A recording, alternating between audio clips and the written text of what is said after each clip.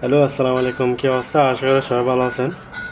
তো আমি আজকে আপনাদেরকে আরেকটা বিষয় শেয়ার করব, সেটা হচ্ছে আপনার গাড়ির ড্যাশবোর্ডে হঠাৎ করে যদি ব্যাটারি লাইট জ্বলে, সেক্ষেত্রে আপনার করণীয়টা কী এবং সেটা কী কারণে জ্বলতে পারে। তো আপনার গাড়িতে যদি ড্যাশবোর্ডে হঠাৎ করে আপনি ব্যাটারি লাইট জ্বলতে দেখেন, তাহলে সেক্ষেত্রে আপনার করণীয়টা হচ্ছে গাড়িটা বন্ধ করে দেওয়া। গাড়িটা বন্ধ করে আপনি জাস্ট ফিসাটা একটু চেক করে দেখবেন। এরপর যদি সম্ভব হয়, আপনার কাছে যদি কোনো 10 নম্বর কিংবা 12 নম্বর ব্যাটারির ওয়্যারে যে স্পানাটা আসে আর কি, ওটা যদি আপনার গাড়িতে থাকে, তাহলে গাড়িটা একটু করে চালু করবেন। চালু করে ব্যাটারির একটা কানেকশান খুলে দিবেন। এটা খুলে দেওয়ার পরে গাড়ির হেডলাইট জ্বালা দেখবেন।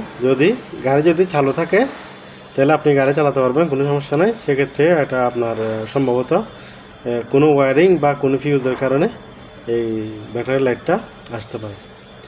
আর যদি আপনি দেখেন যে ব্যাটারি ওয়্যার খোলার সঙ্গে সঙ্গে গাড়িটা বন্ধ হয়ে গেছে, তাহলে সেক্ষেত্রে আপনি আর গাড়ি চালু করবেন না। কারণ যদি খুব কাছে হয়, আধা কিলোমিটার কিংবা 1 কিলোমিটারের ভিতরে হয়, তাহলে আপনি গাড়ি চালু করতে পারবেন, সমস্যা নেই। আপনি একটা অটো ইলেকট্রিশিয়ানকে দেখাতে পারবেন। আর যদি দেখেন যে আপনার এটা দূরে আছে, তাহলে কী করবেন, আপনি গাড়ি আর চালু করবেন না। কারণ এক্ষেত্রে আপনি গাড়ি চালু করলে আপনার ব্যাটারিতে যে জমা চার্জগুলো ছিল, এইগুলো সম্পূর্ণ আপনার এগুলো সম্পূর্ণ চলে যাবে, এবং চলে গেলে অনেক সময় দেখা যায় আপনার ব্যাটারিটা ড্যামেজ হয়ে যেতে পারে। সেক্ষেত্রে কিন্তু আপনার ব্যাটারি প্লাস ডায়নামো চার্জ দুটাই পরিবর্তন করতে হতে পারে। তো এরকম ব্যাটারি ডায়নামো লাইটটা দেখেন, তাহলে আমি যেটা বলছি সেটা ফলো করার চেষ্টা করবেন। তো সবাই ভালো থাকবেন। আল্লাহ হাফেজ। আসসালামু আলাইকুম।